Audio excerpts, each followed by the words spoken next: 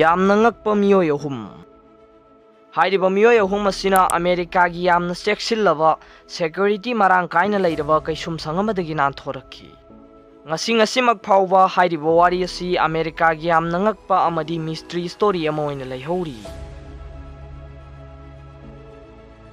ꯍꯥꯏꯔꯤꯕ ꯀꯩꯁꯨꯝꯁꯪ ꯑꯁꯤ ꯌꯨꯑꯦꯁꯀꯤ ꯀꯦꯂꯤꯐꯣꯔꯅꯤꯌꯥ ꯍꯥꯏꯔꯤꯕ ꯃꯐꯝ ꯑꯗꯨꯗ ꯂꯩꯕ ꯁꯦꯟ ꯐ꯭ꯔꯥꯟꯁꯤꯁꯀꯣ ꯕꯦ ꯍꯥꯏꯔꯤꯕ ꯏꯄꯥꯛ ꯑꯗꯨꯒꯤ ꯃꯌꯥꯏꯗ ꯂꯩꯕ ꯑꯥꯏꯂꯦꯟ ꯑꯃꯗꯅꯤ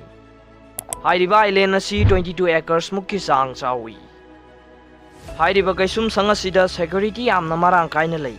ꯑꯃꯗꯤ 1930ꯁꯀꯤ ꯃꯇꯝꯗ ꯑꯜꯀꯇ꯭ꯔꯥꯁ ꯍꯥꯏꯔꯤꯕ ꯀꯩꯁꯨꯝꯁꯪ ꯑꯁꯤ ꯌꯥꯝꯅ ꯀꯤꯅꯔꯝꯃꯤ ꯃꯔꯝꯗꯤ ꯍꯥꯏꯔꯤꯕ ꯀꯩꯁꯨꯝꯁꯪ ꯑꯁꯤꯒꯤ ꯑꯀꯣꯏꯕꯗ ꯂꯩꯔꯤꯕ ꯏꯁꯤꯡꯁꯤꯡ ꯑꯁꯤ ꯌꯥꯝꯅ ꯏꯪꯕ ꯑꯃꯗꯤ ꯏꯁꯤꯡꯁꯤꯡ ꯑꯁꯤꯗ ꯃꯤꯑꯣꯏꯕꯁꯤꯡꯗ ꯈꯨꯗꯣꯡꯊꯤꯒꯗꯕ ꯉꯥꯅꯆꯤꯡꯕ ꯌꯥꯝꯅ ꯂꯩ ꯑꯃꯗꯤ ꯀꯩꯁꯨꯝꯁꯪ ꯑꯁꯤꯒꯤ ꯑꯀꯣꯏꯕꯒꯤ ꯋꯥꯜꯁꯤꯡꯗ ꯌꯥꯝꯅ ꯇꯝꯊꯤꯔꯕ ꯇꯔꯥ ꯀꯌꯥ ꯑꯃꯅ ꯌꯦꯠꯁꯤꯟꯗꯨꯅ ꯊꯝꯃꯤ ꯃꯁꯤꯇ ꯅꯠꯇꯅ ꯀꯩꯁꯨꯝꯁꯪ ꯑꯁꯤꯒꯤ ꯑꯌꯥꯝꯕ ꯖꯒꯥꯗ ꯒꯥꯔꯗ ꯇꯋꯥꯔ ꯃꯔꯥꯡ ꯀꯥꯏꯅ ꯂꯩ ꯑꯃꯗꯤ ꯀꯩꯁꯨꯝꯁꯪ ꯑꯁꯤꯒꯤ ꯌꯥꯝꯅ ꯆꯦꯛꯁꯤꯜꯂꯕ ꯔꯨꯜꯁꯤꯡ ꯂꯩ ꯃꯗꯨꯗꯤ ꯀꯩꯁꯨꯝꯁꯪ ꯑꯁꯤꯗ ꯂꯩꯔꯤꯕ ꯒꯥꯔꯗꯁꯤꯡ ꯑꯁꯤꯅ ꯀꯩꯁꯨꯝꯁꯪ ꯑꯁꯤꯗ ꯂꯩꯔꯤꯕ ꯃꯤꯑꯣꯏꯁꯤꯡꯕꯨ ꯅꯣꯡꯃ ꯀꯥꯡꯗꯅ ꯌꯥꯝꯅ ꯀꯨꯞꯅ ꯌꯦꯡꯁꯤꯜꯂꯝꯃꯤ ꯍꯥꯏꯔꯤꯕꯁꯤꯡ ꯑꯁꯤꯅ ꯃꯔꯝ ꯑꯣꯏꯗꯨꯅ ꯃꯐꯝ ꯑꯗꯨꯗ ꯂꯩꯕ ꯀ꯭ꯔꯤꯃꯤꯅꯦꯜꯁꯤꯡꯅ ꯃꯐꯝ ꯑꯗꯨꯗꯒꯤ ꯅꯥꯟꯊꯣꯛꯇꯨꯅ ꯆꯠꯄ ꯍꯥꯏꯕꯁꯤ ꯑꯣꯏꯊꯣꯛꯇꯕꯅꯤ ꯍꯥꯏꯅ ꯈꯟꯅꯔꯝꯃꯤ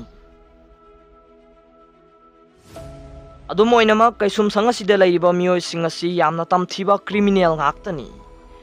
ꯑꯗꯨꯒ ꯃꯐꯝ ꯑꯁꯤꯗ ꯑꯃꯦꯔꯤꯀꯥꯒꯤ ꯌꯥꯝꯅ ꯐꯥꯎꯔꯕ ꯒꯦꯡꯁꯇꯔ ꯑꯃ ꯑꯣꯏꯔꯤꯕ ꯑꯜ ꯀꯦꯄꯣꯟ ꯍꯥꯏꯔꯤꯕ ꯀ꯭ꯔꯤꯃꯤꯅꯦꯜ ꯑꯁꯤꯁꯨ ꯂꯩ ꯍꯥꯏꯔꯤꯕ ꯀ꯭ꯔꯤꯃꯤꯅꯦꯜ ꯑꯁꯤꯒꯤ ꯑꯣꯏꯕ ꯇꯣꯉꯥꯟꯕ ꯚꯤꯗꯤꯑꯣ ꯑꯃꯁꯨ ꯃꯌꯥꯝꯒꯤ ꯃꯐꯝꯗ ꯄꯨꯖꯔꯛꯀꯦ ꯍꯥꯏꯅ ꯊꯝꯖꯔꯤ 1934 ꯗꯒꯤ 1963 ꯐꯥꯎꯕꯒꯤ ꯃꯅꯨꯡꯗ ꯍꯥꯏꯔꯤꯕ ꯀꯩꯁꯨꯝꯁꯪ ꯑꯁꯤꯗ ꯂꯩꯕ ꯀ꯭ꯔꯤꯃꯤꯅꯦꯜ 42ꯅ ꯃꯐꯝ ꯑꯁꯤꯗꯒꯤ ꯅꯥꯟꯊꯣꯛꯇꯨꯅ ꯆꯠꯅꯕ ꯍꯣꯠꯅꯈ꯭ꯔꯕꯅꯤ ꯍꯥꯏꯔꯤꯕꯁꯤꯡ ꯑꯁꯤꯒꯤ ꯃꯔꯛꯇ 13 ꯑꯃꯅ ꯅꯥꯟꯊꯣꯛꯅꯕ ꯍꯣꯠꯅꯕꯗꯒꯤ ꯐꯥꯕ ꯉꯝꯍꯧꯏ ꯑꯗꯨꯒ 8 ꯑꯃꯅ ꯅꯥꯟꯊꯣꯛꯇꯨꯅ ꯆꯦꯟꯈꯤꯕꯗꯒꯤ ꯒꯥꯔꯗꯁꯤꯡꯅ ꯀꯥꯞꯇꯨꯅ ꯍꯥꯠꯈꯤ ꯑꯗꯨꯒ 3 ꯑꯃꯅ ꯏꯁꯤꯡꯗ ꯏꯔꯥꯛꯅꯗꯨꯅ ꯁꯤꯈꯤ ꯑꯗꯨꯒ 9 ꯑꯃꯅ ꯍꯧꯖꯤꯛ ꯐꯥꯎꯕ ꯃꯐꯝ ꯃꯔꯥꯡ ꯈꯪꯗꯅ ꯂꯩꯔꯤ ꯍꯥꯏꯔꯤꯕ 9 ꯑꯁꯤꯒꯤ ꯃꯅꯨꯡꯗ ꯑꯩꯈꯣꯏꯕꯨ ꯉꯛꯍꯟꯒꯗꯕ 3 ꯑꯗꯨꯁꯨ ꯌꯥꯎꯔꯤ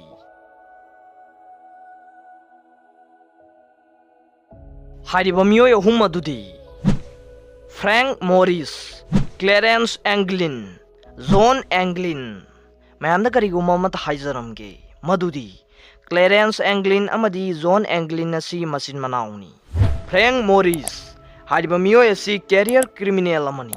ꯃꯍꯥꯛ ꯑꯁꯤ 1960ꯗ ꯍꯥꯏꯔꯤꯕ ꯀꯩꯁꯨꯝꯁꯪ ꯑꯁꯤꯗ ꯂꯥꯛꯈꯤ ꯑꯗꯨꯒ ꯀ꯭ꯂꯦꯔꯦꯟꯁ ꯑꯦꯡꯒ꯭ꯂꯤꯟ ꯑꯃꯗꯤ ꯖꯣꯟ ꯑꯦꯡꯒ꯭ꯂꯤꯟꯅ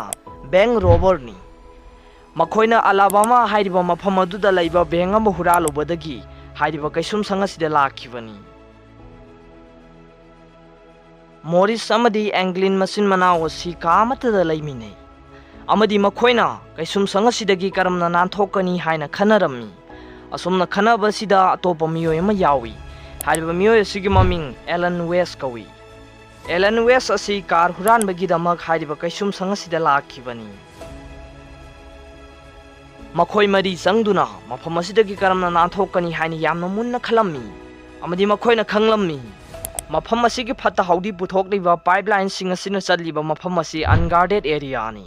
ꯍꯥꯏꯕꯗꯤ ꯒꯥꯔꯗꯁꯤꯡꯅ ꯁꯦꯟꯅꯗꯨꯅ ꯂꯩꯕ ꯃꯐꯝ ꯅꯠꯇꯦ ꯍꯥꯏꯕꯁꯤ ꯈꯪꯂꯝꯃꯤ ꯃꯁꯤꯒꯤ ꯈꯨꯗꯣꯡꯆꯥꯕ ꯂꯧꯗꯨꯅ ꯃꯈꯣꯏꯅ ꯃꯐꯝ ꯑꯗꯨꯗ ꯃꯤꯑꯣꯏ ꯑꯃꯅ ꯌꯥꯝꯅ ꯂꯥꯏꯅ ꯂꯤꯊꯣꯛ ꯂꯤꯁꯤꯟ ꯇꯧꯕ ꯌꯥꯒꯗꯕ ꯑꯍꯣꯕ ꯑꯃ ꯁꯦꯝꯂꯝꯃꯤ ꯍꯥꯏꯔꯤꯕ ꯑꯍꯣꯕꯁꯤꯡ ꯑꯁꯤꯕꯨ ꯎꯗꯅꯕꯒꯤꯗꯃꯛ ꯀꯥꯔꯗꯕꯣꯔꯗꯅꯆꯤꯡꯕꯅ ꯈꯥꯖꯤꯟꯗꯨꯅ ꯊꯝꯃꯤ ꯑꯃꯗꯤ ꯑꯟꯒꯥꯔꯗꯦꯗ ꯑꯦꯔꯤꯌꯥ ꯑꯁꯤꯗ ꯃꯈꯣꯏꯒꯤ ꯇꯣꯉꯥꯟꯕ ꯑꯔꯣꯟꯕ ꯋꯥꯔꯛꯁꯣꯞ ꯑꯃꯁꯨ ꯊꯝꯂꯝꯃꯤ ꯃꯈꯣꯏꯅ ꯀꯩꯁꯨꯝꯁꯪ ꯑꯁꯤꯒꯤ ꯆꯥꯅ ꯊꯛꯅꯕ ꯃꯐꯝꯗꯒꯤ ꯆꯃꯁꯅꯆꯤꯡꯕꯁꯤꯡ ꯍꯨꯔꯥꯜꯂꯛꯂꯝꯃꯤ ꯑꯃꯗꯤ ꯃꯈꯣꯏꯒꯤ ꯋꯥꯔꯛꯁꯣꯞꯇ ꯃꯈꯣꯏꯅ ꯁꯦꯝꯖꯕ ꯗ꯭ꯔꯤꯜꯅꯆꯤꯡꯕꯁꯤꯡ ꯁꯤꯖꯤꯟꯅꯗꯨꯅ ꯍꯥꯏꯔꯤꯕ ꯑꯍꯣꯕꯁꯤꯕꯨ ꯍꯨꯠꯂꯝꯃꯤ ꯍꯥꯏꯔꯤꯕꯁꯤꯡ ꯑꯗꯨ ꯁꯤꯖꯤꯟꯅꯗꯨꯅ ꯑꯍꯣꯕꯗꯨ ꯍꯨꯠꯄ ꯃꯇꯝꯗ ꯍꯧꯕ ꯃꯈꯣꯜ ꯀꯌꯥ ꯑꯃ ꯊꯣꯔꯛꯂꯦ ꯑꯍꯤꯡꯒꯤ ꯃꯇꯝꯅ ꯑꯣꯏꯕꯒ ꯍꯦꯟꯅꯁꯨ ꯌꯥꯝꯅ ꯍꯧꯔꯝꯃꯤ ꯃꯈꯣꯏꯅ ꯈꯜꯂꯛꯂꯝꯃꯤ ꯃꯗꯨꯗꯤ ꯀꯔꯤꯒꯨꯝꯕ ꯃ꯭ꯌꯨꯖꯤꯛ ꯏꯟꯁꯇ꯭ꯔꯨꯃꯦꯟꯠꯒꯨꯝꯕ ꯑꯍꯧꯕ ꯃꯈꯣꯜ ꯄꯨꯊꯣꯛꯄ ꯄꯣꯠꯁꯛ ꯑꯃ ꯍꯥꯟꯅ ꯁꯦꯝꯕ ꯇꯥꯔꯒꯗꯤ ꯃꯈꯣꯏꯅ ꯍꯨꯠꯄ ꯃꯇꯝꯗ ꯃꯇꯦꯡ ꯄꯥꯡꯒꯅꯤ ꯍꯥꯏꯅ ꯈꯜꯂꯛꯂꯝꯃꯤ ꯑꯃꯗꯤ ꯃꯈꯣꯏꯅ ꯍꯥꯏꯔꯤꯕ ꯄꯣꯠꯁꯛ ꯑꯗꯨꯕꯨ ꯁꯦꯝꯕ ꯉꯝꯂꯝꯃꯤ ꯑꯍꯤꯡꯒꯤ ꯃꯇꯝꯗ ꯍꯥꯏꯔꯤꯕ ꯏꯟꯁꯇ꯭ꯔꯨꯃꯦꯟꯠ ꯑꯗꯨꯕꯨ ꯃꯤꯑꯣꯏ ꯑꯃꯅ ꯌꯥꯝꯅ ꯀꯟꯅ ꯈꯣꯡꯍꯜꯂꯝꯃꯤ ꯑꯗꯨꯒ ꯃꯤꯑꯣꯏ 3 ꯑꯗꯨꯅ ꯍꯥꯏꯔꯤꯕ ꯇꯥꯟꯖꯥ ꯑꯗꯨꯕꯨ ꯂꯧꯗꯨꯅ ꯑꯍꯣꯕꯗꯨꯕꯨ ꯍꯨꯠꯂꯝꯃꯤ ꯑꯃꯗꯤ ꯃꯈꯣꯏꯅ ꯅꯥꯟꯊꯣꯛꯇꯨꯅ ꯆꯠꯄ ꯃꯇꯝꯗ ꯇꯣꯡꯒꯗꯕ ꯍꯤ ꯑꯃꯁꯨ ꯁꯦꯝꯂꯝꯃꯤ ꯍꯥꯏꯔꯤꯕ ꯍꯤ ꯑꯁꯤ ꯃꯈꯣꯏꯅ ꯍꯨꯔꯥꯜꯂꯛꯄ ꯔꯦꯟꯀꯣꯠ 50 ꯃꯨꯛꯅ ꯄꯨꯟꯁꯤꯜꯂꯒ ꯁꯦꯝꯕꯅꯤ amadi makhoi na kok amasu semlammi hairiba kok asi toilet paper na singba sijinaduna sembani hairiba kok asida samna singba singsu yauri hairiba sam singasina makhoi gi kaisum sangaduda laiba sam kakphamdagi makhoi na sam singadu lauraba matungda gam tawduna napsinbani amadi hairiba kok asi asengba su mahali asumna asum sem sarakpana makhoi na kaisum sangadudagi nanthokadawba numidadu yawraklammi numit adu 1962 gi June gi tang 13 ni hairiba numit asida makhoi na hanana semduna thamkhraba asaba koksing adu makhoi makhoi gi phamungda thamlammi aduga makhoi na semba hoba duda makhoi li thoktuna thoraklammi tanja sida Ellen West adu thoraklamde adu oiba targa sung makhoi humna ngaiduna leiramde maramdi makhoi phab targa di phuba saibana chingba satharakani haina kibadagini makhoi humna tongduna satkadaba hi amadi makhoi na pugadaba pochaina chingba sing puduna chenthorакlammi asumna sum chenthorакpa matamda kaisum sangadugi akoibada leiba wall singadugi manag yauraklammi hairiba wall adu feet 50 mu wangi amadi wall singadugi matonda tamthiraba tara kayamani yesinduna lei asumna makhoi gi thokpa honaduna wall adu bulan thoraklammi laibak phabadagi guard singaduna uhauramde makhoi na chenthorакpa matam adu numidangi pung 10 rom tarammi amadi numit aduda ising adugi temperature adu 12 degree Celsius ni mathanggi ayukta guard sing aduna makhoi nan thokre haibasi khangma ngamlaklammi Angel Island hariba mafam aduda makhoi na sijina khiba hi adu lairamma thengnarammi Angel Island hariba mafam asi Alcatraz tagi mile 3 lapi guard sing aduna hi aduda yamna munneng sinba matamda plastic gi bag ama yaurammi hairiba plastic ki bag adu hangdokluba matamda clearance amadi zone gi marup sing kaminaba photo amadi makhoi gi imung manung sing kaminaba photo na singba kayama yaurammi makhoi humna mafam adudagi nan thokhiba chahi tara tare lairaba phawbada khoi gi langla langjin ama phawwa phangma ngamlamde Ellen West na haibe gi matung ina makhoi gi plan asi Angel Island yauraba matamda mafam aduda laiba car amadi firon na singba singhuran gani hairi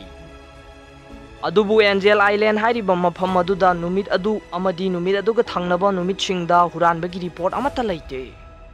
amadi 1979 da hairiba case asi close tawki amadi miyoi ahum adu sire haina lauthokhi adubu makhoina siribra hinglibra haibadudi sapchana khangdabani hojik hairiba kaisum sangasi sahida miyoi 1.3 million na lamkoiba laklammi masigi maramdi makhoi gi angakpa wari sing asinani makhoi ahum adu tasengna hinglamgani siramgani haibadudi kanamatna khangde adubu makhoi ahum asi hinglamgani hainadi thajanari maramdi numit adu amadi numit aduga thangnaba numit singda asibagi hakchangna singba karigumba mata thengna kiba laite haina haiba sinani makhoi ahumgi thaudok asi hojik fauba angakpa mystery story ama oiduna adumak leiri ngasigi aigi video asibu nungaibiba taragadi like tawbiramu amadi channel asida no boina sangbirakpa singna subscribe tawbiramu aina haibada soikiba lankhiba amadi pronunciation chumkhidaba taragadi comment box to thambiramu amadi ngakpiu aroiba maktada Paobilai news reader gi video sibu yengbiraba mayam pumnamakpu Rojesh Ningthoujam nei kai khumnajari